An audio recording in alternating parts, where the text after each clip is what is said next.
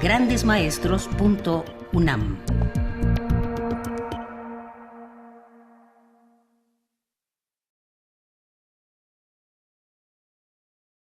Buenas tardes, qué gusto verlos aquí otra vez. Bueno, el formato de estas últimas dos conferencias va a ser ligeramente diferente porque son mucho más largas, mucho más sombrías. Entonces, no voy a comenzar con preguntas de la vez anterior, sino nos vamos directamente sobre el tema de hoy y luego, después del receso, si les queda ánimos para preguntas, si salen de la negrura de Macbeth, si pueden vadear el río de sangre que nos deja Macbeth, que la otra vez me horroricé de ver en la televisión que parece que en algún lugar de la República, por alguna razón, un río, sus aguas se convirtieron en rojas. Yo dije, ay Dios, efecto Macbeth. ¿Por qué se convirtió en rojo ese río? No lo sé. Seguro contaminación, pero bueno. Bien. Comienzo entonces, intitulado esta ponencia, Macbeth, el asesinato de la razón. Y ese es el tema central del enfoque de esta conferencia. Escrita alrededor de 1606, Macbeth, como las otras obras históricas de Shakespeare, se apoya principalmente en las crónicas de Holinshed de 1586. Otras fuentes que pudo haber utilizado son la historia de Escocia de Buchanan y probablemente de Origine Moribus Rebus Gestis Scotorum de Leslie en 1578. La obra Macbeth es la incursión más profunda y sistemática en el mal que Shakespeare haya hecho jamás. El mal como un absoluto, sin paliativos ni justificantes. El poeta le niega a su héroe trágico la salida fácil del personaje histórico, las posibles justificaciones del crimen en la debilidad y el autoritarismo del Duncan histórico, o los largos años de buen reinado de Macbeth antes de convertirse en un tirano. Nada. Ninguna otra obra de Shakespeare explora el mal de manera tan implacable, héroe y antihéroe a un tiempo. Macbeth es el centro de esta incursión. Su conciencia, como un crisol, recibe y transforma poderosas fuerzas que provienen de distintos puntos del universo, tanto del macro como del microcosmos.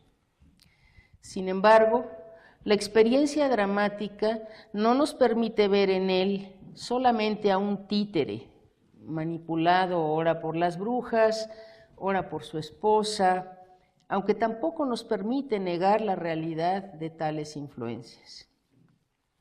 De hecho, el mal se define dramáticamente como algo sobredeterminado, como incidencia y coincidencia de fuerzas plurales que transforman a la conciencia en una verdadera caja de resonancia que habrá de afectar el universo. En un primer momento, Shakespeare explora la dimensión sobrenatural del mal y lo encarna en las brujas como fuerza autónoma, totalmente independiente del ser humano. Si los aterradores puñales de la mente,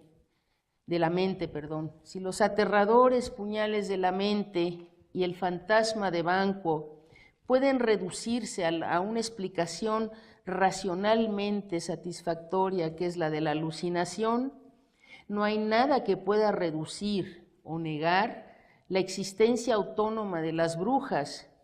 De hecho, son ellas nuestro primer contacto con el universo dramático de Macbeth, sin la presencia de otros personajes a los que pudiera adjudicárselas como alucinación. Pero ¿en qué son las brujas la encarnación del mal? Obviamente que más allá de una presentación acorde con la visión popular de pociones mágicas, con horrendos ingredientes que el folclore ha codificado, las brujas representan el mal bajo su forma más insidiosa, la ambigüedad, el equívoco deliberado, las verdades dichas a medias, la apariencia que engaña, la razón violentada. Incluso su estatuto ontológico es ambiguo. No se sabe si son hombres o mujeres, si están hechas de materia sólida, líquida o etérea. Por otra parte, su discurso es un engaño continuo que el concepto del equívoco, equivocation, mejor caracteriza. Un uso deliberadamente ambiguo de términos con más de un sentido. Discurso construido con toda la apariencia de verdad, pero que omite ciertos detalles o contextos que pudieran darle otra significación. En pocas palabras, equivocation designa un discurso falaz que recurre a la polisemia de la lengua con el solo y deliberado objeto de engañar. Porque no es que las brujas mientan, sino que dicen verdades a medias, omiten contextos para que sus palabras puedan interpretarse de un modo tal que la presencia del contexto apropiado no autorizaría. Podríamos remitir a dos momentos como ejemplo. La profecía de que Macbeth no será vencido sino hasta el día en que el bosque de Burnham venga a Dunsinane. En apariencia, esta es una condición imposible de cumplirse.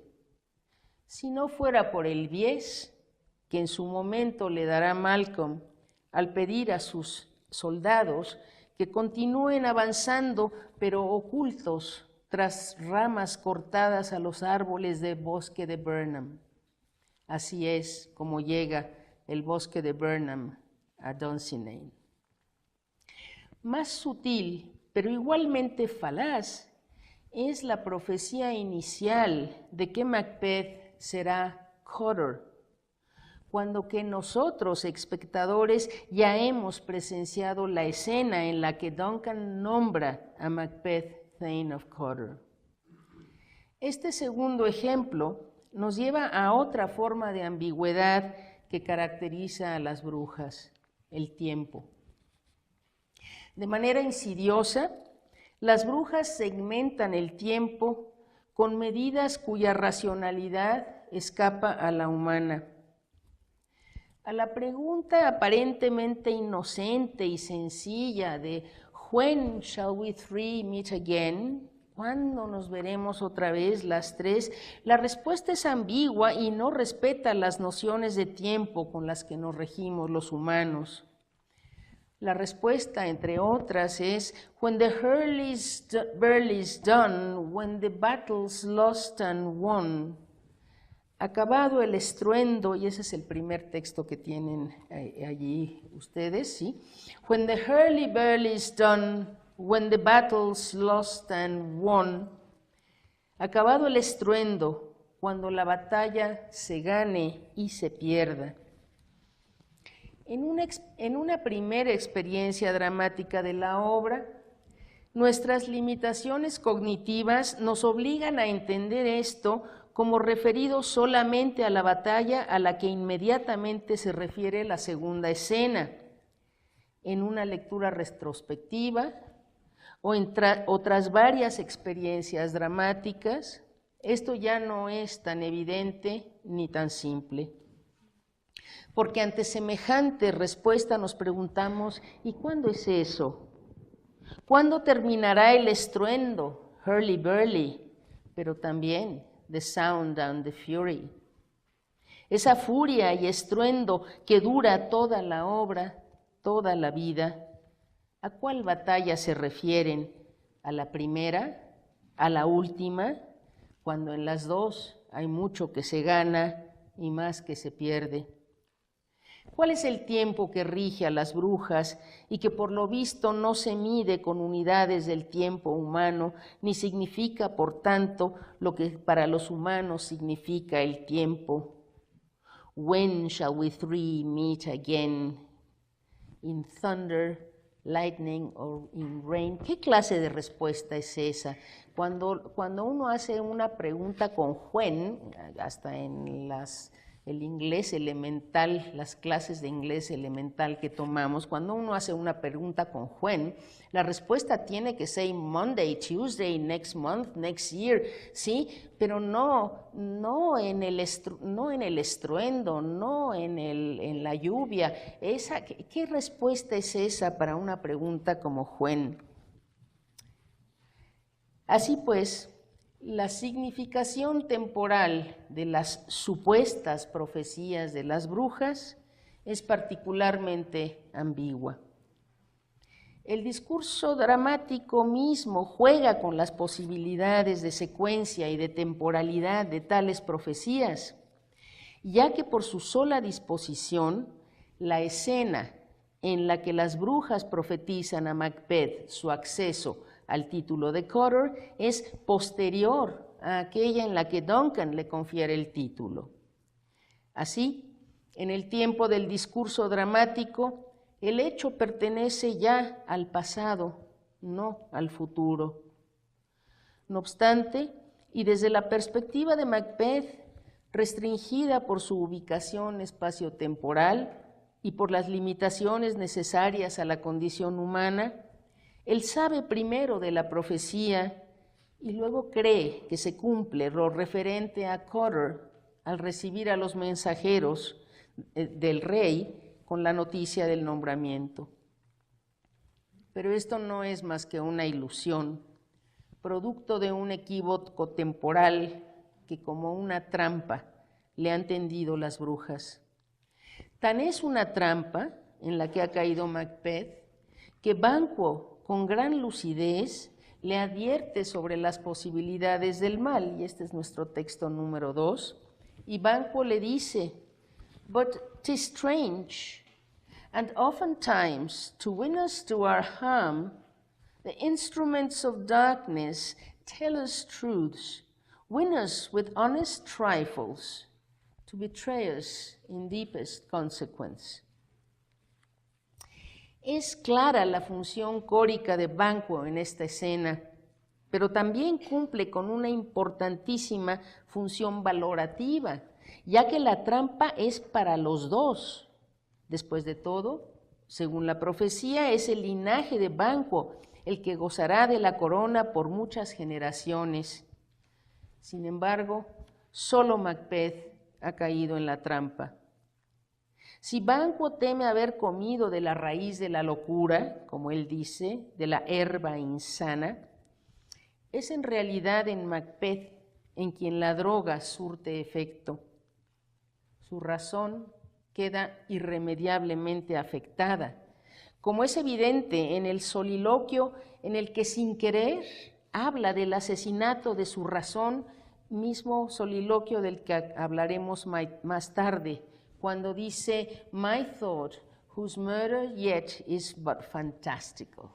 Mi mente cuyo asesinato no es aún más que fantasía. Este soliloquio lo analizaremos un poco más tarde, pero es en este primer momento, en esta primera reacción a las profecías de las brujas, y no por ese soliloquio posterior, sino por el puro silencio, que nos damos cuenta a qué grado las palabras proféticas de las brujas han afectado a Macbeth.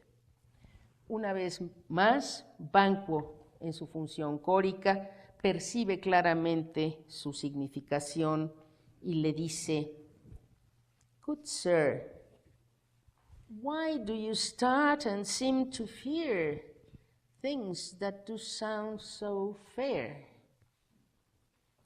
En ese silencio de Macbeth, que el discurso de Banquo refleja e interpreta tentativamente, resuena de manera implícita el motivo foul, obsesivo e insistente compañero del calificativo explícito fair, cuyas diversas combinatorias constituyen una especie de leitmotiv que orquesta los principales temas de toda la obra y en especial el del mal como juego de apariencias y reversiones.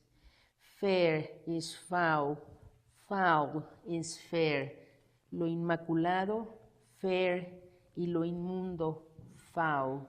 Lo límpido y claro frente a lo turbio y oscuro. Porque límpida es la respuesta de Banquo ante la tentación, turbia la de Macbeth apenas oída la profecía, viciándose aún más después que en apariencia se haya cumplido.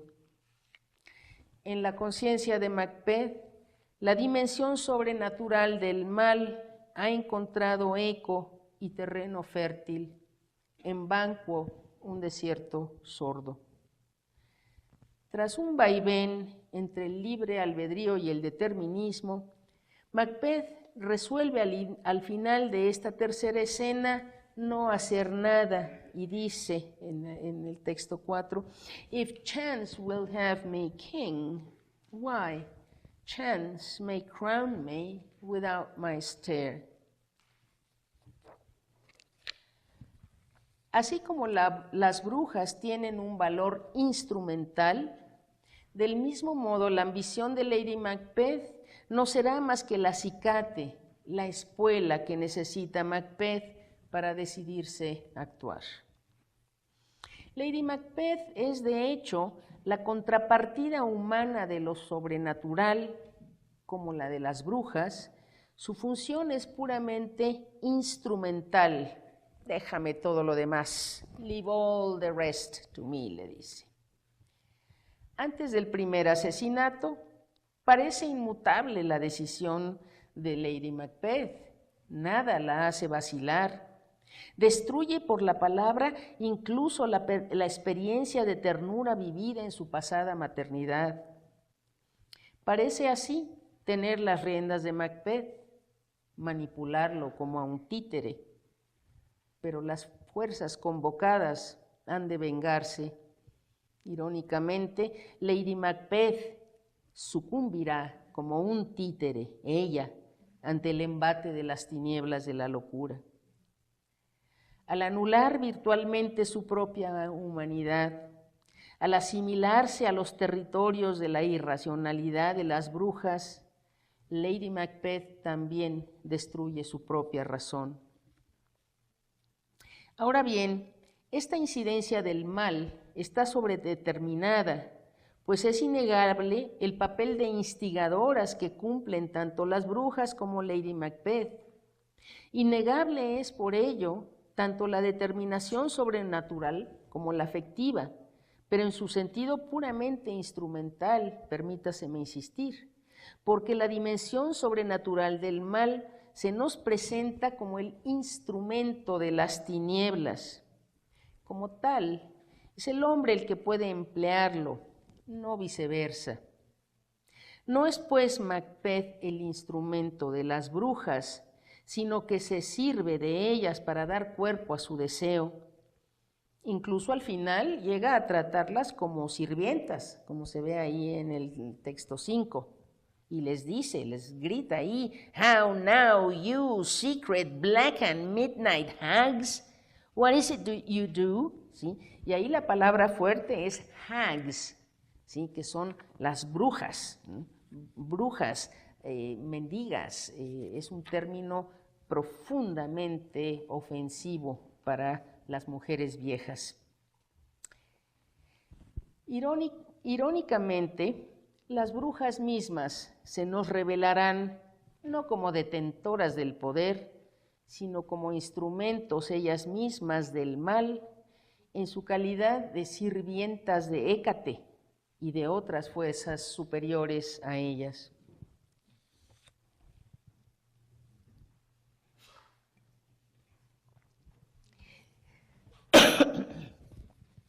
La determinación del mal, sin embargo, no es solo externa, provenga ya de las brujas o de Lady Macbeth.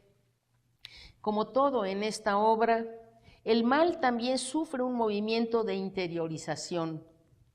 Es del propio Macbeth, de donde vienen las más intensas instigaciones al crimen. Pero en un primer momento, si la tentación es fuerte, lo es también su esencial bondad, sensibilidad e imaginación. Larga y atormentada es esa etapa previa al primer crimen, llena de imágenes horrendas, dominada todavía por una conciencia clara de los valores fundamentales que tal acto destruirá. Así, el riesgoso tráfico con lo sobrenatural lleva a este asesino en ciernes a construir un edificio de pseudo razones sobre el basamento de un equívoco. Y aquí está este gran soliloquio número 6, en el que define la bondad de las predicciones de las brujas. Two truths are told as happy prologues to the swelling act of the imperial thing. I thank you, gentlemen. This supernatural soliciting cannot be ill, cannot be good. If ill, why had it given me earnest of success commencing in a truth? I am Thane of Cawdor. If good, why do I yield to that suggestion, whose horrid image doth unfix my hair, and make my seated heart knock at my ribs against the use of nature? Present fears are less than horrible imaginings. My thought, whose murder yet is but fantastical, shakes so my single state of man, that function is smothered in surmise, and nothing is but what is not.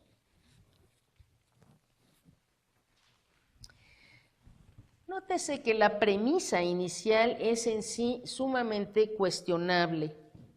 Según Macbeth, si dos de las profecías se han cumplido, que son esas dos verdades, dice, que se le han dicho, dándole garantía de éxito, luego entonces se trata de un discurso veraz que garantiza igualmente la realización de la tercera y por lo tanto las profecías son buenas.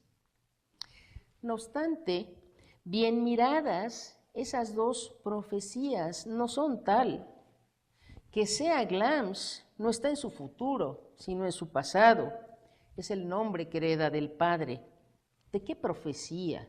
¿De qué verdad estaría hablando Macbeth entonces? Cawdor, en cambio, es más problemático y sobre todo engañoso, porque de hecho, para cuando las brujas se lo profetizan, como ya hemos visto, ya es Cawdor. Así pues, no hay otro futuro más que la incierta e ilusoria realeza. Por otra parte, como él mismo razona después, nada han dicho las brujas sobre la necesidad de actuar para hacer realidad esas profecías. Aún así, lo primero que lo asalta es la horrible fantasía del asesinato, tan opuesta a su sensibilidad que ni aún ante sí mismo es capaz de admitirlo. Aunque el crimen imaginario al que se refiere es el de Duncan, Macbeth ni siquiera se atreve a mencionar, a pensar el nombre del rey. Esa imagen horrenda queda oculta tras una oración cuya sintaxis es por lo menos ambigua, y esa oración es My thought, whose murder yet is but fantastical. Mi mente, cuyo asesinato no es aún más que fantasía.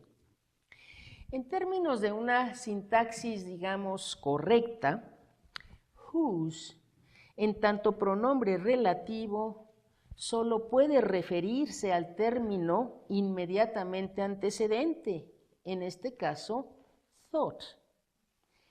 En y por la sintaxis a quien en realidad asesina Macbeth en su fantasía no es a Duncan, sino a su propia mente, a su propio pensamiento. Terrible ironía dramática, considerando lo que después vendrá. Es sumamente significativo que a pesar de la anomalía sintáctica, por el contexto, el lector o el espectador entienden esta oración como la entiende el propio Macbeth en su sentido inmediato. Es el asesinato imaginario de Duncan lo que lo horroriza. Pero el error no se percibe inmediatamente. Su efecto es mediato, porque se convierte en otra clase de profecía, venida esta profecía desde el interior, desde el inconsciente mismo. Al matar a Duncan, Macbeth, en efecto, anula su propia facultad de razonar y de sentir. Así, todo este soliloquio inicial está impregnado de ese nerviosismo, de ese espeluznante vaivén entre el bien y el mal. Puede no ser mala, puede no ser buena, si mala, si es buena. Al final de su discurso, es evidente que el mal ya está dentro de Macbeth, haciendo irreal lo real, dando cuerpo a meras sombras, que es el final del soliloquio mismo. Nothing is but what is not. Nada es sino lo que no es. Destruyendo el reino de su alma, como se destruirá con sus actos el reino de Escocia.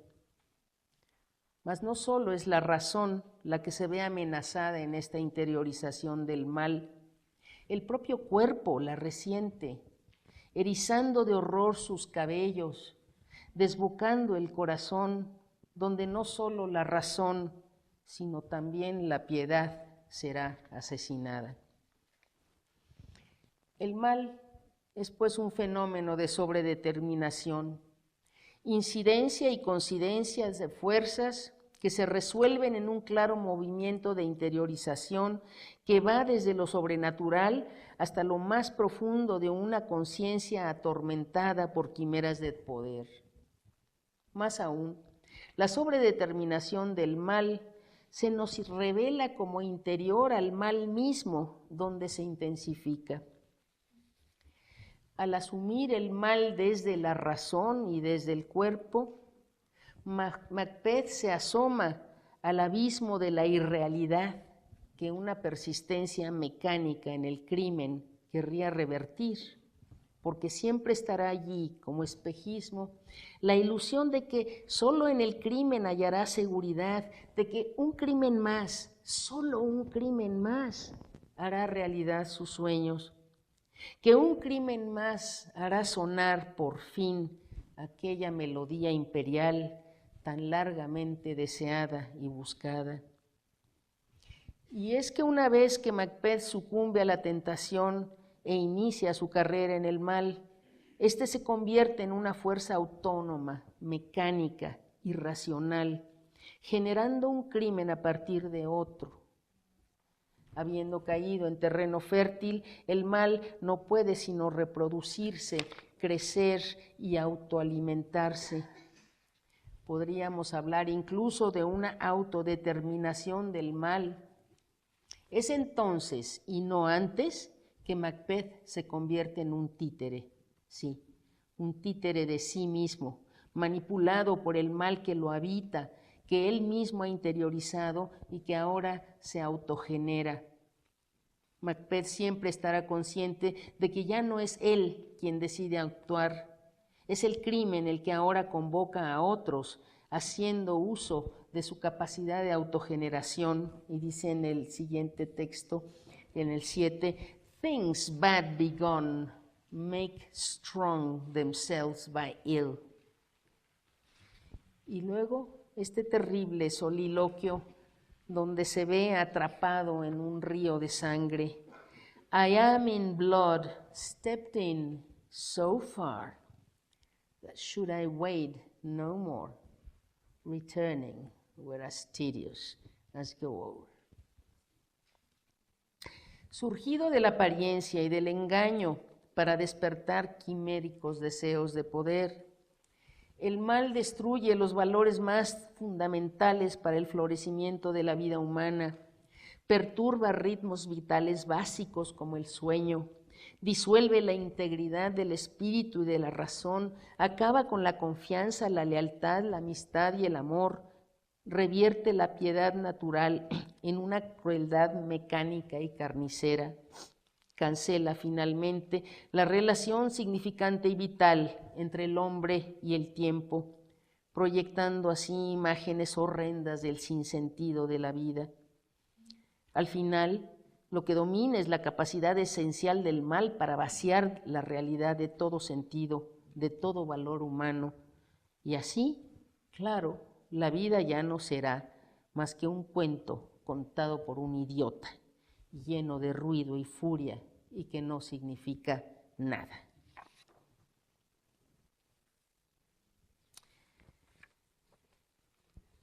Abordo ahora de qué manera se da la figuración poética y dramática del mal.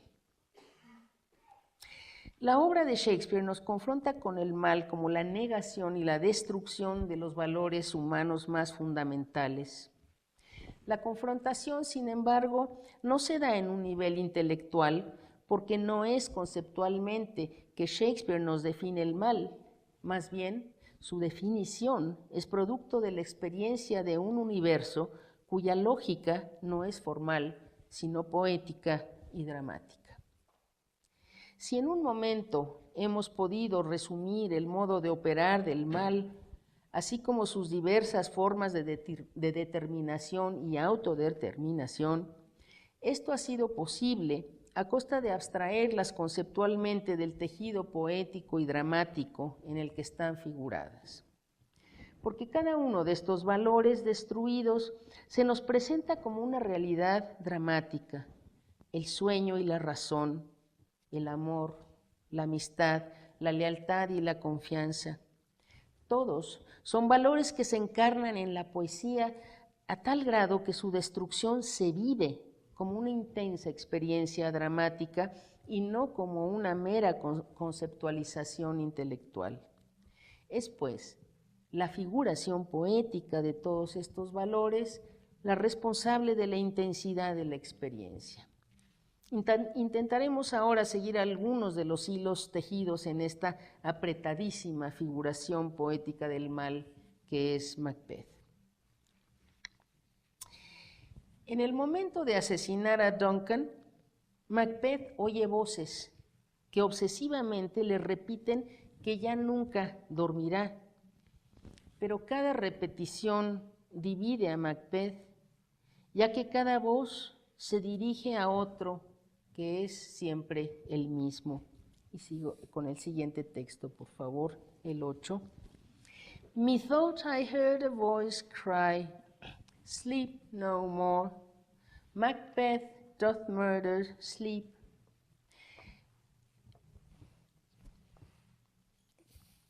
Es que cometí un error aquí y me disculpo. Debí haber dejado, no debí haber cortado lo que sigue, pero lo leo en este momento como se los puse y luego les digo lo que le corté, quien nunca debía haberlo cortado, pero en fin, ahí voy. Entonces, methought I heard a voice cry, sleep no more, Macbeth doth murder sleep. Still it cried, sleep no more, to all the house. Glamis had murdered sleep, and therefore Cotter shall sleep no more, Macbeth shall sleep no more. Se los leo ahora con lo que le corté. Methought I heard a voice cry, sleep no more, Macbeth doth murder sleep, the innocent sleep, sleep that knits up the ravelled sleeve of care, the death of each day's life, sore slaver's bath, balm of hurt's mind, great nature's second course, chief nourishers in life's feast. Still it cried, sleep no more, to all the house. Glamis had murdered sleep, and therefore Cotter shall sleep no more, Macbeth shall sleep no more. Y en español sería, me pareció oír una voz que gritaba: no dormirás más. Macbeth asesina al sueño, el inocente sueño, el sueño que teje la deshilada manga de las preocupaciones, la muerte de la vida de cada día, el baño del trabajador adolorido, bálsamo de las heridas de la mente, el segundo plato de la gran naturaleza, principal alimento en el banquete de la vida. Y seguía gritando por toda la casa: no dormirás más. Glamis ha asesinado el sueño y por lo tanto Cutter no dormirá más. Macbeth no dormirá más. Duncan, como representante de lo más puro, sagrado e inocente que hay en el hombre, parece contener también las facultades benéficas del sueño. En un claro movimiento de personificación, Macbeth asesina al sueño junto con Duncan. Pero lo interesante es la desintegración de Macbeth que este acto conlleva. Al acceder a la condición de asesino, Macbeth deja de ser, en más de un sentido, un hombre íntegro para dividirse significativamente en tres y con ello triplicar, por así decirlo, las consecuencias del crimen. Ahora son tres dentro de él los que no dormirán más: Macbeth, Glamis y Cutter. Aquel engañoso futuro Cutter de las brujas ahora se torna en un futuro de insomnio y pesadilla, de alimentos sazonados con el miedo. Así, la integridad de Macbeth ha quedado poéticamente desmembrada, del mismo modo que su razón ha sido hendida por la irrealidad generada por el mal. El asesinato de Duncan tiene entonces una especie de trayectoria circular que se revierte sobre Macbeth. Al asesinar al rey, mata su propio sueño y asesina a su razón. Ya en sus vacilaciones iniciales, habíamos visto cómo, por una ambigüedad gramatical deliberada, era la razón de Macbeth la que era asesinada. De la misma manera, otra función vital, el sueño, queda aquí anulada. Su inmersión en el mundo de la pesadilla y del miedo lo lleva a argumentos cada vez más falaces. Si ya en la etapa previa al asesinato de Duncan, su razonamiento basado en la supuesta bondad de las predicciones era una falacia, queda ahora sin basamento alguno todo el pseudo razonamiento que Macbeth deshila ante sí mismo y ante los asesinos a sueldo para justificar el crimen de Banquo. Incluso contradice las mismas premisas que antes tomaba por válidas. Las predicciones de las brujas hablan de una sucesión real para Banquo. No obstante, es ahora Macbeth quien pretende anular las mismas predicciones que lo instigaron al primer crimen. El círculo vicioso de los razonamientos espurios se ha cerrado sobre Macbeth. Ya nunca podrá salir de él, como no podrá escapar más al comercio con los equívocos de las brujas que habrán de llevarlo a su perdición final. Pero no es solo en la falacia de los argumentos que puede observarse el grado de perturbación de su razón e imaginación. Hay otras formas de deterioro y de distorsión que quedan figuradas en alucinaciones, porque es justamente antes del asesinato de Duncan y después del de Banquo que la perturbación se hace patente. El puñal que se le aparece camino al aposento del rey es una quimera que pronto reconoce como tal. No así el fantasma de Banquo, en cuya realidad ya no duda ni después de la experiencia, lo cual no es sino índice del progresivo deterioro mental de Macbeth. Por lo tanto, los puñales de la mente, daggers of the mind, o el fantasma de Banquo, ya no pueden remitirse a instigaciones sobrenaturales, sino a una conciencia afectada por la alucinación. Por otra parte, el grado de afección se plasma poéticamente en la interiorización o en lo que podríamos considerar la realización dramática de una figura retórica. En un principio, Lady Macbeth le aconseja a Macbeth que parezca, look like the innocent flower, es el texto 9, look like the innocent flower, but be the serpent under it. Sí. Toma la apariencia inocente de una flor, pero por debajo sé una serpiente. Pero el consejo, en apariencia solo una inocente figura retórica, deviene realidad alucinatoria en la atormentada imaginación de Macbeth, quien tras el asesinato de Duncan ve serpientes figuradas en todas partes y vive su mente como un nido de escorpiones y le dice a Lady Macbeth, "Oh, full of scorpions is my mind, dear wife." Así, Shakespeare explora todas y cada una de las consecuencias del mal deliberadamente buscado e interiorizado. Sin embargo, las consecuencias del crimen, a pesar de surgir de un acto individual, a pesar de revertirse intensificadas en el mismo actor, no se restringen al dominio de lo individual. Cada una de ellas, además de manifestarse de manera privada en la vida de la pareja, se proyecta hacia la sociedad, hacia el universo mismo. Tal ocurre con el sueño. No solo es el insomnio que padece Macbeth, o peor aún, el sonambulismo de Lady Macbeth, ese sueño sin sueño, sino que toda Escocia ha caído en el mismo estado de terror, desconfianza e insomnio. En la sexta escena del tercer acto, un lord anónimo hace un lamento que generaliza la pérdida de todos estos valores, el sueño, la amistad, la lealtad, la convivencia social.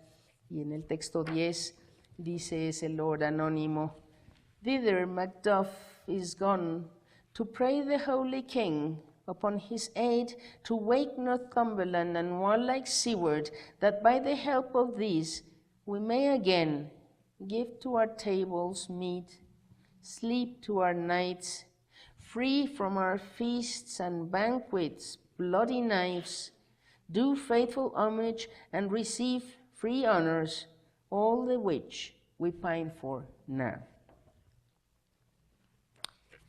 Como en tantas otras obras de Shakespeare, la voz del anonimato constituye una especie de comentario córico a la situación social de todo el país. Así, la sociedad, como una gran lente de aumento, magnifica y multiplica las nefastas consecuencias de los crímenes de Macbeth. Uno a uno ha ido perdiendo todos estos valores, sustituyéndolos por crímenes que se multiplican al infinito, porque si solo 3 se dramatizan en simbólica triplicación, el asesinato de Duncan, el de Banquo y la masacre de la familia de Macduff, en el acto cuarto, el mismo Macduff, igual que el Lord Anónimo, nos deja entrever un sinnúmero de crímenes sin sentido, determinados solo por el miedo y por la terrible inercia carnicera en la que ha caído aquel Macbeth noble y sensible.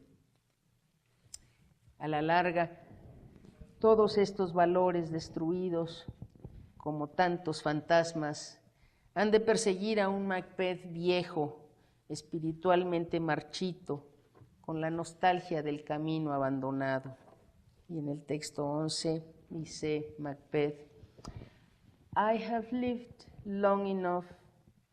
My way of life is fallen into the sere, the yellow leaf, and that which should accompany old age, as honor, love, obedience, troops of friends, I must not look to have, but in their stead curses, not loud, but deep, mouth honor, breath, which the poor heart would fain deny and dare not. En esta nostalgia sumaria de lo que debió haber sido la vida, todo majestad, todo música imperial, Macbeth hace eco de aquellos valores destruidos que el Lord Anónimo resumiera en lamento. Pero al final, y a pesar de su añoranza, ninguno queda para él, ni siquiera el amor que lo unía a su esposa, porque gradualmente su carrera de crímenes lo ha ido separando de ella también. Si en un principio era ella la que se encargaba de los detalles prácticos, déjame todo a mí lo demás. Ya desde el asesinato de Banquo, Macbeth no le confía más sus pensamientos o sus planes. El amor por su esposa, el lazo más fuerte que lo unía a la vida, también se disuelve en la sangre que todo lo invade, hasta sofocar incluso la piedad que debió haber sentido por ella al saber su muerte. Y por eso es que responde a la noticia con una frase tan ambigua y fría: "She should have died hereafter", que es el último. She should have died hereafter. Ese should puede leerse como simple verbo auxiliar, con una significación meramente temporal, neutra. O sea, se habría muerto algún día, de todas maneras, en el futuro. O como una significación más contundente de necesidad, de obligatoriedad, debió haberse muerto en otro momento, no ahora. En ese solo verbo se inscribe la destrucción del sentido mismo de la realidad, consecuencia última de los crímenes de Macbeth. Si en un primer momento la ilusión de un futuro pleno hizo que Macbeth vaciara de toda realidad al presente, ¿se acuerdan? Nothing is but what is not. Ahora el tiempo se desintegra como el insomne en 3 mañanas que se figuran como 3 y se predican como una sola, como una aterradora visión del sinsentido de la vida. El último texto, por favor. She should have died hereafter. There would have been a time for such a word.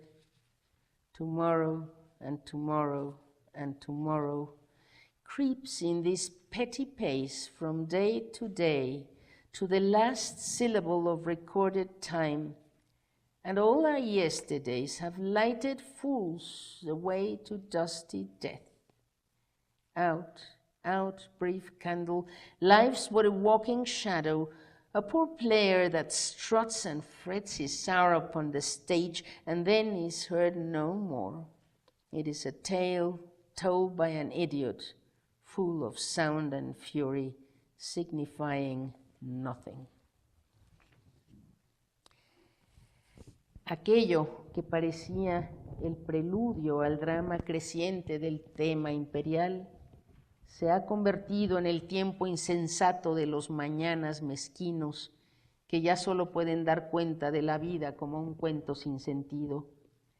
Es esta terrible visión de la vida, de la consecuencia última del asesinato de la razón, perpetrado por un hombre sensible, esencialmente noble, que decide dar cuerpo a la irrealidad, destruir lo mejor que hay en el ser humano en aras de un futuro fastuoso, de un tema imperial que nunca llegó. Muchas gracias.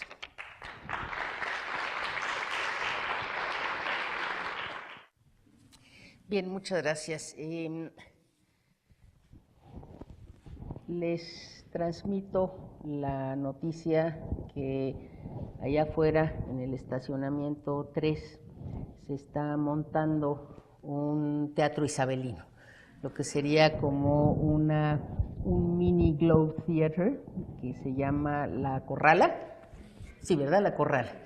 La Corrala. Y que entrará en funciones en octubre. Creo que van a estar representando obras de Shakespeare ahí en condiciones muy interesantes, privilegiadas, porque serían las condiciones del teatro isabelino donde pues algunos estarán parados, otros tendrán lugares más privilegiados, porque bueno, esas condiciones tenía el teatro isabelino y a las cuales Shakespeare supo de manera magistral adaptarse, ¿sí?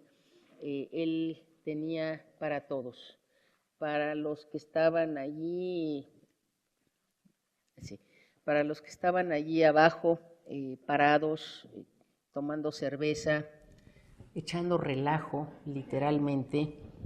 Para ellos también había chistes obscenos, jueguitos, payasadas, pero también estaban pues gente de clase alta, de la aristocracia a veces que venía y que tenían sus palcos y sus lugares privilegiados. Entonces, por eso es que en el sentido en el que querían los franceses clásicos del siglo XVII y aún en el XVIII, pues claro que el teatro inglés y el de Shakespeare en particular, sobre el que enfocaban todas sus baterías, pues es un teatro heterogéneo, híbrido, cochino, no respeta las reglas, junta todo con todo. Bueno, mejor ejemplo que precisamente en esta obra de Macbeth, la escena del portero después del crimen, es un shock. Hemos estado durante varias escenas en un grado de tensión espantoso, donde no solo Macbeth es el que oye las voces que le dicen que, sigo sin hablar bien, bueno,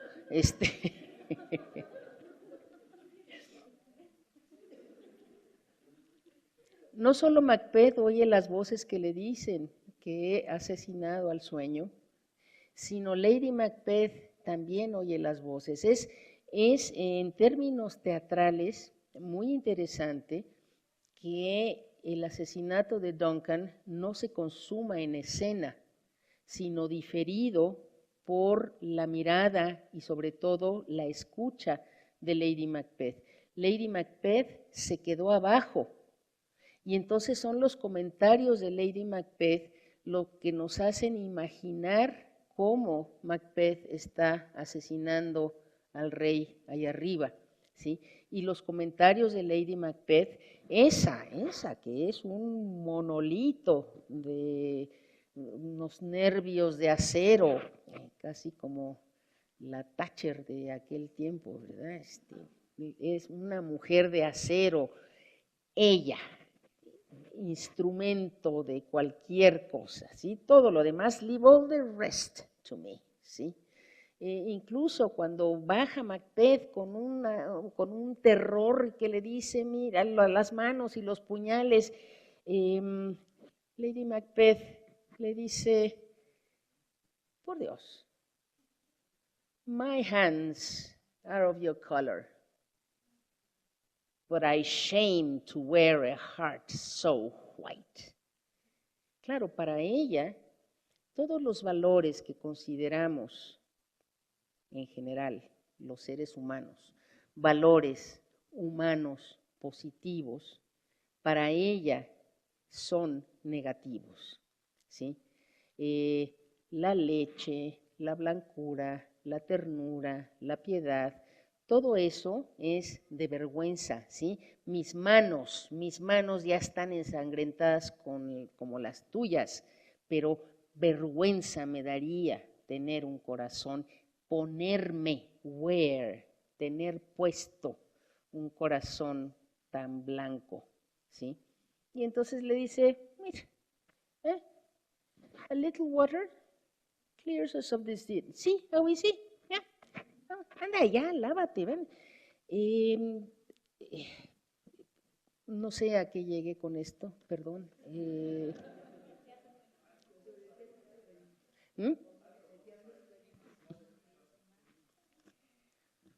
Pues, en fin. Sí, por lo del teatro.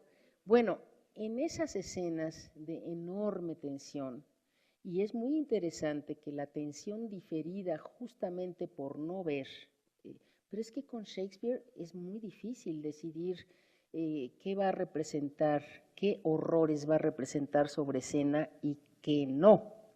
No es por decoro, ese valor es de los franceses, ¿sí? O sea, la teoría de los franceses es no solo las disqueunidades aristotélicas que se las inventaron los franceses, pero en fin, sino la idea del decoro. El decoro que le adjudican además a los griegos, que nunca escenifican escenas de horror directamente, sino que el coro es el que se encarga de narrar los máximos horrores. Esto no ocurre en el teatro isabelino. Las cosas más horrendas pueden pasar entre nuestros ojos y pasarán. En el Rey Lear le sacan los ojos a Gloucester allí en escena directamente con una bota, con la mano. No hay pudor, no hay decoro.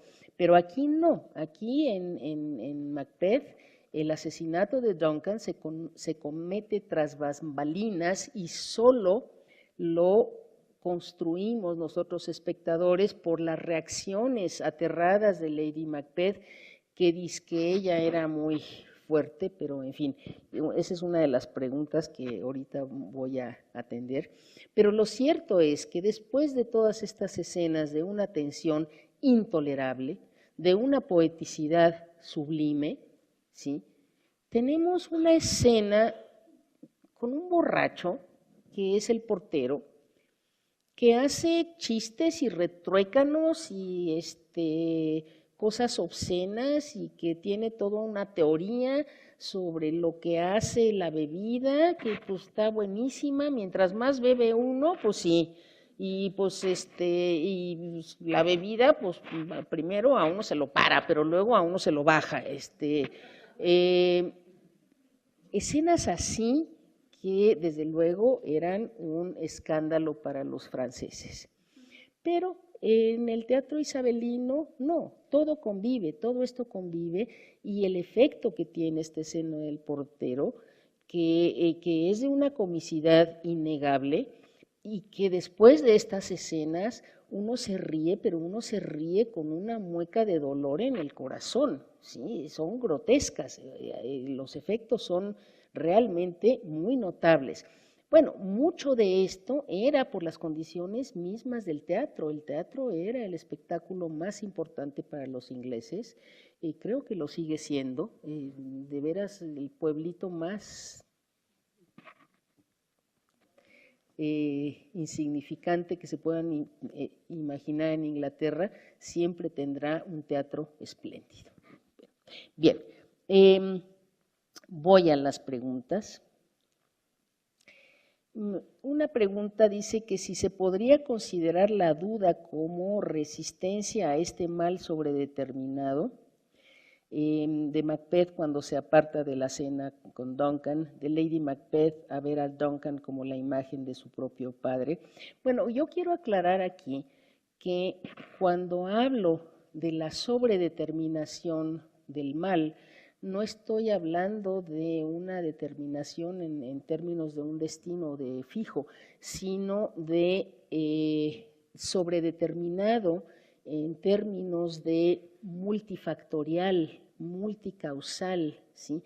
Son muchas las incidencias, no, el mal no es monolítico, el mal está decidido desde muchos puntos, en ese sentido sobredeterminado. No hay, por así decirlo, una predestinación o una determinación en el otro sentido de fijarlo como una necesidad, sino como un fenómeno que tiene muchas causas, que tiene muchas incidencias y en ese sentido sobredeterminado, ¿sí? No porque sea una fatalidad, No estoy hablando de la fatalidad del mal, sino de las múltiples incidencias y coincidencias que hacen que el mal no tenga una fuente única ni sea fatal, ¿sí?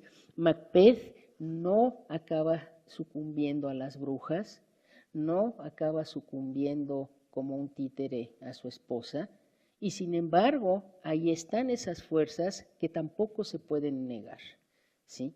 Entonces, claro, justamente toda la primera etapa antes del asesinato de Duncan es esta etapa en la que la conciencia de Macbeth está en esta constante vacilación, en esta constante sensación de saber claramente lo que está arriesgando, ¿sí? Y no querer atreverse. Toda esta primera etapa, justamente ese Macbeth noble, sensible, lúcido, ¿sí? Sobre todo lúcido, sabe las consecuencias que traerá un acto como el que quisiera cometer, ¿sí? ¿Y que duda? Claro que duda, pero ese es justamente el punto, que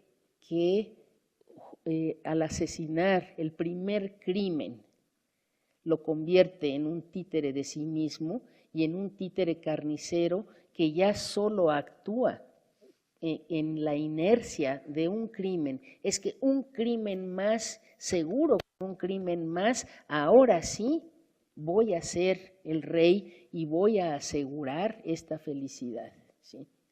Entonces, y Lady Macbeth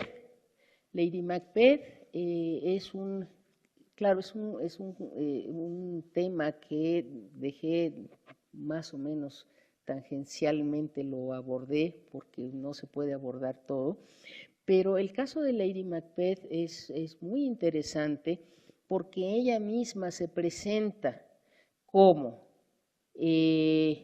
una mujer fuerte, una mujer insensible, una mujer que ha convocado a las tinieblas para que le quiten el sexo, ¿sí?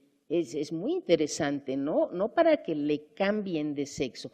No es como en el caso de Desdémona, que ella deseaba que el cielo la hubiera hecho un hombre así. No, no es que Lady Macbeth quiera ser hombre. Lady Macbeth quiere dejar de ser humana.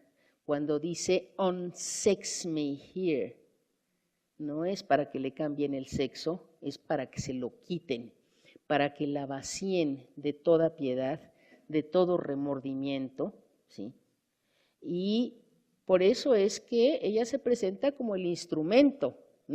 Cuando convoca las tinieblas, dice que ella espera que las tinieblas eviten que nadie vea lo que hay entre su cuchillo y la herida, ¿sí?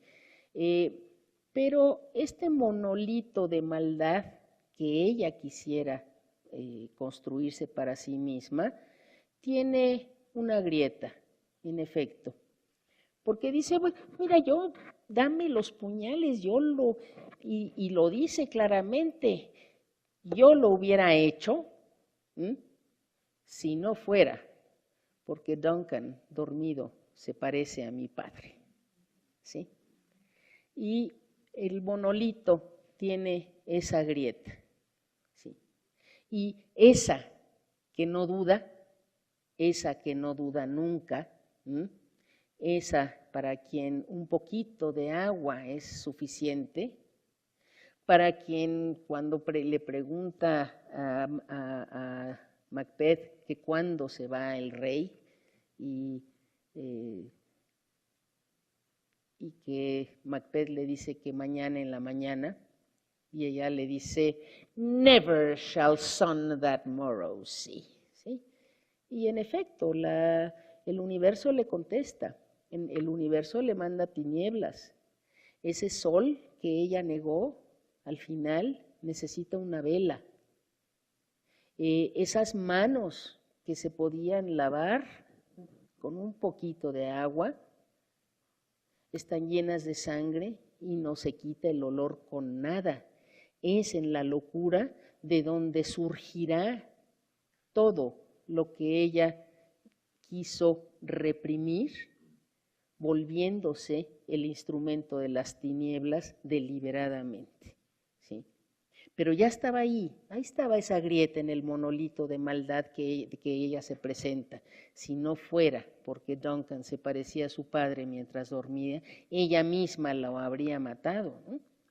Y quizá una de las cosas más aterradoras que ella dice para obligar a Macbeth a cumplir con su palabra, es que dice: yo sé lo dulce que es amamantar a un bebé. Si yo me hubiera comprometido como tú, con tal de cumplir mi palabra, sería capaz de estrellarle los sesos a ese bebé, ¿sí? Con tal de honrar mi palabra, que es aterrador. Y que claro, eso es lo que ha dado pie a todos los ensayos sobre cuántos hijos tuvo Lady Macbeth, ¿no? Claro, la Lady Macbeth histórica había estado ya casada antes y había tenido hijos con el marido anterior, no con Macbeth, ¿sí? Pero lo que importa en un universo dramático, lo que plantea este universo dramático es justamente la esterilidad de esta corona, ¿sí? Por definición y en principio, en este universo dramático, los Macbeth son estériles y jamás podrán tener hijos. Y ahí está la otra falacia, ¿sí?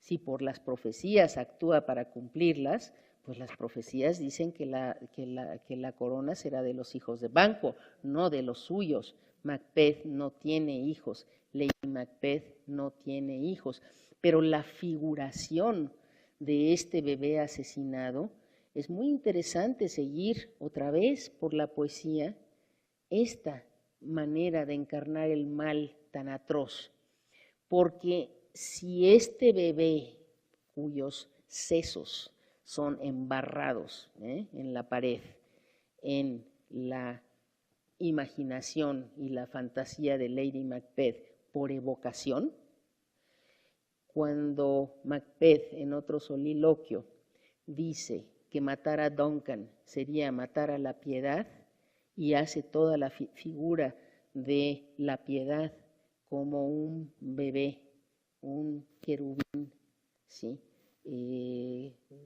Sorteando las nubes,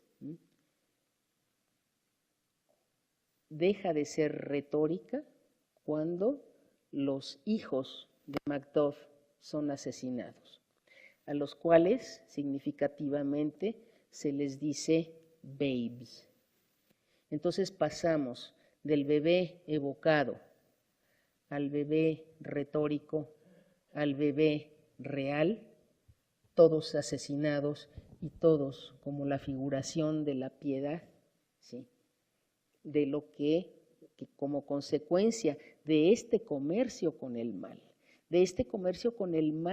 que no solo son las brujas, está en todos lados, de ahí que esté sobredeterminado. Y es este mal que incide por todos lados el que interioriza Macbeth y el que ya tiene interiorizado Lady Macbeth desde un principio.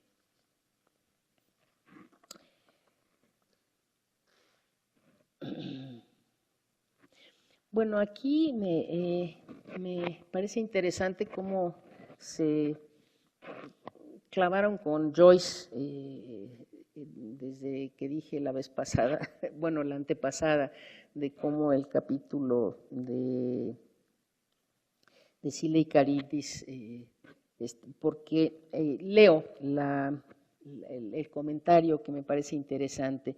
Dice: casi al final de la segunda clase mencionó usted que en el capítulo Scylla y Charybdis del Ulises de James Joyce se habla largamente sobre Shakespeare. En la relectura de aquellos altos pasajes encontré una curiosidad. Quiero pensar que tiene algún fundamento, pero usted juzgará mejor. Stephen Dedalus cita al fantasma del rey Hamlet, I am thy father's spirit. Y justo en el capítulo anterior de Les Trigonians, Leopold Bloom, mientras observa a las gaviotas en el Liffey, cita el mismo pasaje, Hamlet, I am thy father's spirit, doomed for a certain time to walk the earth.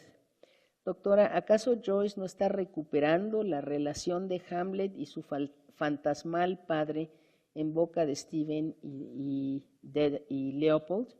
Tal vez Joyce no quiso hacer una simple mención y prefirió adaptar alguna parte de The Prince of Denmark usándose a sí mismo por medio de sus personajes biográficos, por medio de esa condenación de recorrer el mundo temporalmente. Bueno, lo interesante aquí es la conexión. Claro, esa es parte de la intención de Joyce en los varios puntos en que se conectan Stephen y Leopold Bloom como las figuras del padre y del hijo, de Ulises y Telémaco, de la búsqueda del padre, y que en efecto esta figura, porque nunca se juntan Stephen y Leopold Bloom, sino hasta el penúltimo capítulo. En los 3 últimos capítulos hay esta reunión temporal que no parece prometer nada. Entonces, pues sí, es fantasmagórico. Y que también otra pregunta dice, cuando Macbeth dice life's a walking shadow signifying nothing, ¿acaso no estaría representando también al día único del Ulises de Joyce, cuyo deambular de Leopold Bloom no tiene otro sentido que el de no llegar a su casa para corroborar la infidelidad de su mujer? Leopold Bloom es este hombre medianamente sensual, no es el héroe, no es héroe trágico, no es príncipe, no se dedica pues realmente a promover anuncios aquí y allá. Realmente, pues sí, es un mediocre, pero es un mediocre inteligente, alegre, gustoso de la vida, chistoso, se le ocurren muchas cosas. Que la vida no tenga mucho sentido para él, no sé, él no lo cree así, pero ¿de cuántos no deambulamos por la vida haciendo nuestros trabajitos cotidianos y pues vamos, comemos, vamos al club, nos bañamos, metemos al sauna, en fin, y un día en nuestras vidas realmente no pasa a mayores.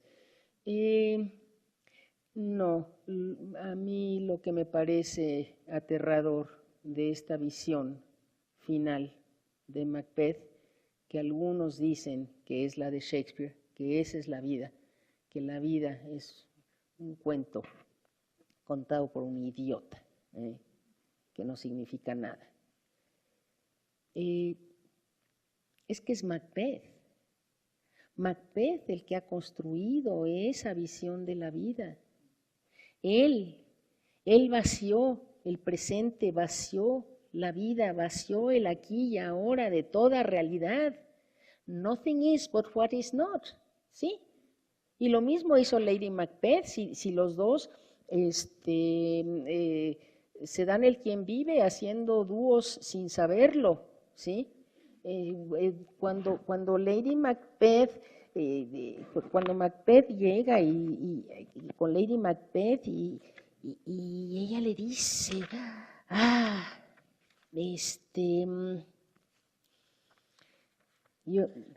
your news.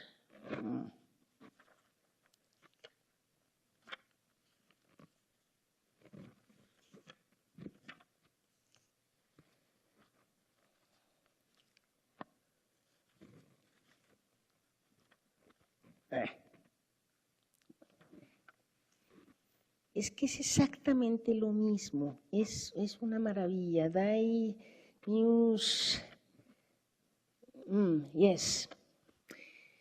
Cuando llega Macbeth, Lady Macbeth le dice, Great Glamis, worthy Cotter, greater than both, thy letters have transported me beyond this ignorant present, and I feel now the future in the instant.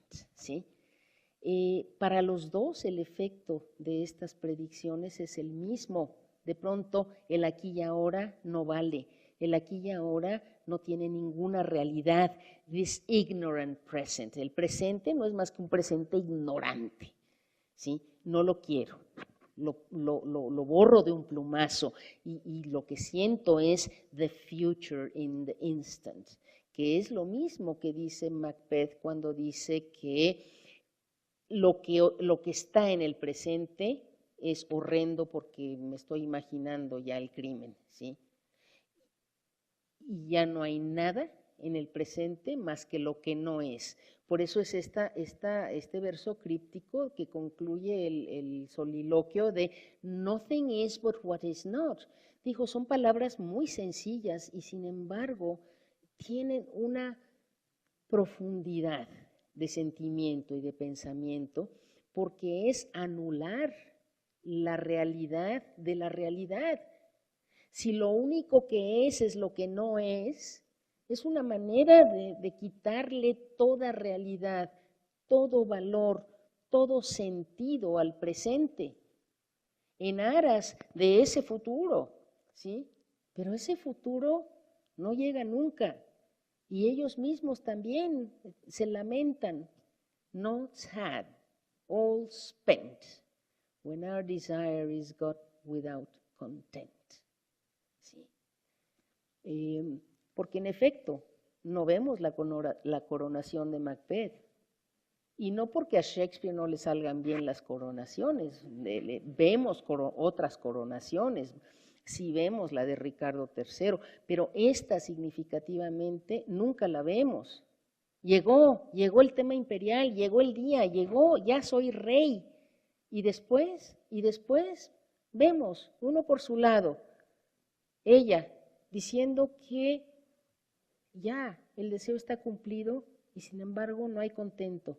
Not had, all spent, when our desire is got without content.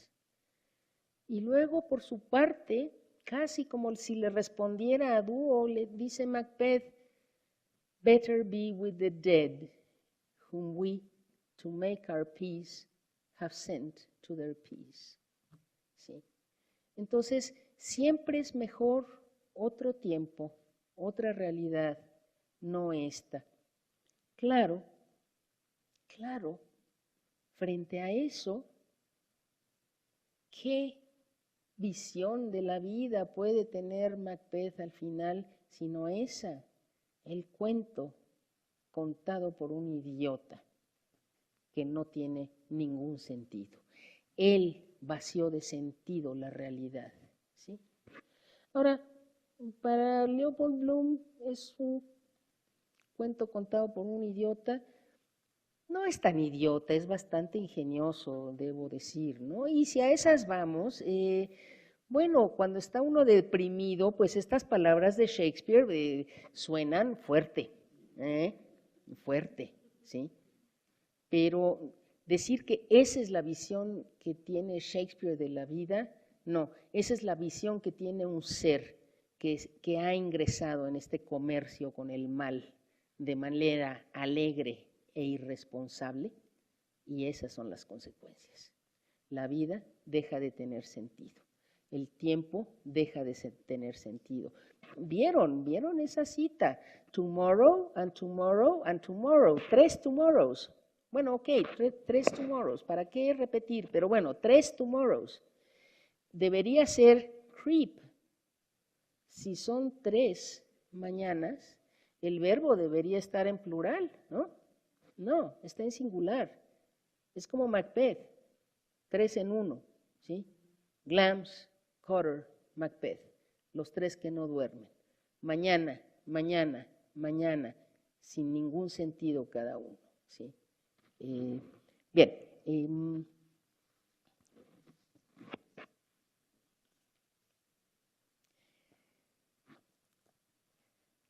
Ahora, por emocionarme tanto de que iba a ser muy largo, yo pensé que iba a haber más preguntas, pero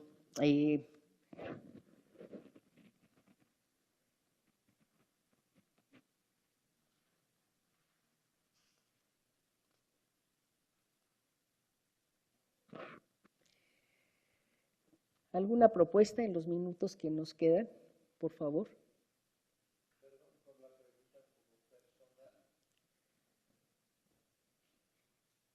¿Perdón?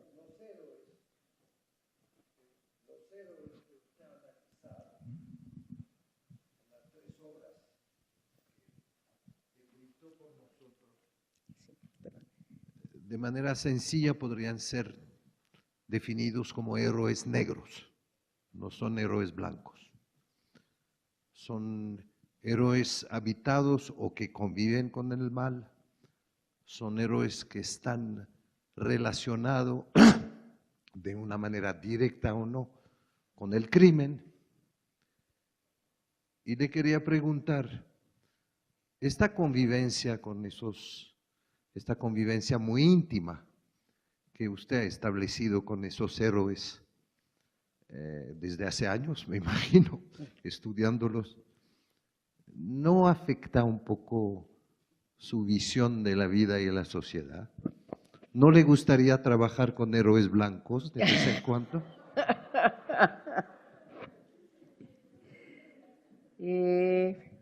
Buena pregunta, ¿verdad?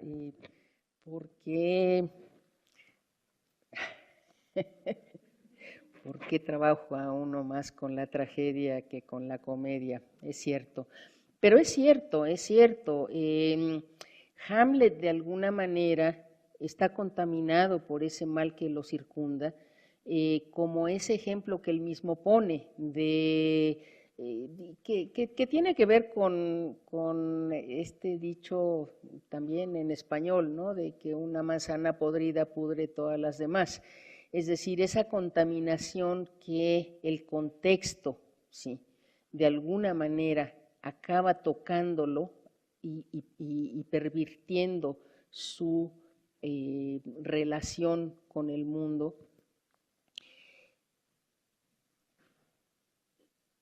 Cada uno de estos héroes trágicos, en efecto, entra en contacto con el mal, y responde de distintas maneras. Hamlet querría extirparlo, Hamlet lo ve como un absceso, como algo podrido que está oculto debajo de una superficie aparentemente perfecta, aparentemente blanca, ¿sí? Y él lo que quiere es que salga a la superficie y salga esa corrupción a la mirada de todos, ¿no? Otelo parece recorrer un camino inverso. Él, porque siempre hay esta sensación en Otelo de qué tanto, y era una de las preguntas en aquella ocasión, qué tanto de este salvajismo, de esta brutalidad de Otelo es algo que ya está allí o es algo construido por Yago. Y es muy difícil establecer la línea divisoria. Ciertamente el Otelo que conocemos en un primer momento es nuevamente un Otelo noble, un Otelo ecuánime, un Otelo pacífico y un Otelo enamorado, ¿sí? Un Otelo tan enamorado, tan ecuánime, tan pacífico, tan civilizado, que no sabe uno de las profundidades potenciales que acaba despertando y configurando Yago. Yago sí, Yago tiene en la mente, en la superficie de su mente, un estercolero. Eso ahí está. Todos sus soliloquios nos lo dicen, que tiene en la mente un estercolero y que él... una de las preguntas a la que no respondí la vez pasada era que por qué consideraba yo que era banal que en la versión del italiano Cintio Iago, pues nada más por amor a Desdémona, y como no lo corresponde, pues por eso se quiere vengar y que por qué me parecía eso banal, pues porque nada más banal que un despechado, ¿no? O sea, como no me hizo caso tu mujer, ahora verás cómo te destruyo y la acuso de que está con otro. Mientras que este Yago tiene una visión de mundo tan corrupta de entrada, ¿sí? Lo único que le interesa, pero es que el problema es qué le interesa, qué quiere. La pregunta por lo que quiere Otelo es casi, Yago es casi aterradora. Lo que quiere es destruir a Otelo y destruir a Casio, que son aquellos que él querría ser, tal vez, pero tal vez no, es muy problemático, muy problemático. Lo cierto es que Otelo se construye una identidad de ecuanimidad, está enamorado, está en el punto preciso de la perfección. Hay un momento cuando llega a Chipre y que llega a Desdémona que le dice, y nosotros que somos espectadores y sabemos lo que va a pasar, es uno de los momentos más conmovedores de la obra, cuando Otelo recibe a Desdémona con un amor tan grande y le dice, if it were now to die, it were now to die most happy.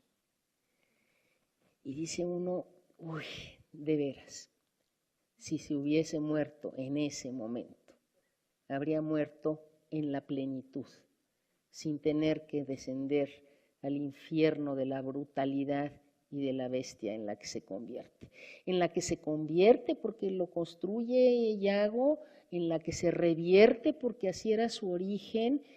Allí hay un fondo de ambigüedad muy grande. Ahora, finalmente, la otra parte de la pregunta, mi contacto personal con tanta maldad,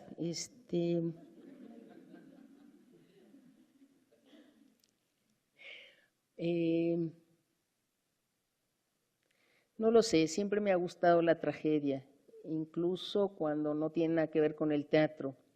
Me acuerdo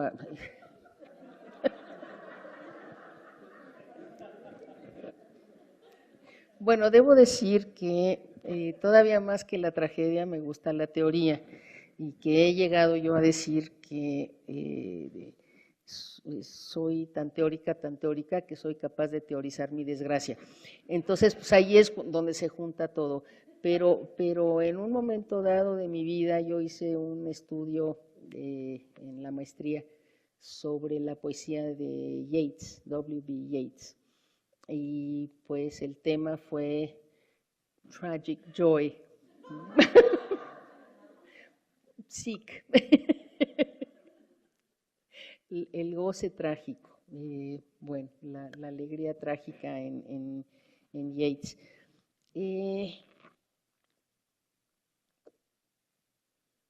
Lo voy a consultar con mi psiquiatra, sí. Lo cierto es que sí, Shakespeare es uno de los motores de mi vida, sí, lo ha sido desde que estudié letras inglesas. Y lo que más me jala de Shakespeare son las tragedias.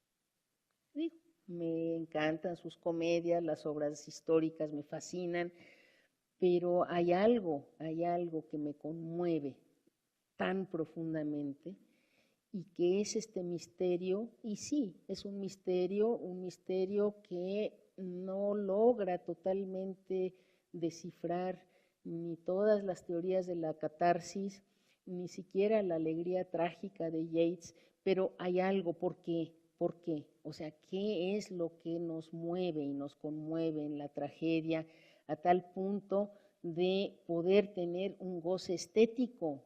Pero si esto es horrible, lo que les acabo de leer de esta obra es espantoso. Y sin embargo hay algo allí que mueve el alma, que le da una forma. Yo no sé. Sí, en efecto, yo creo que lo consultaré con el psiquiatra, ¿no? Bueno,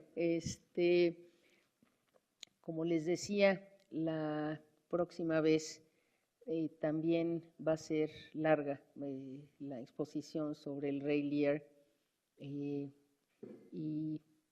igualmente sombría. Así que muchas gracias.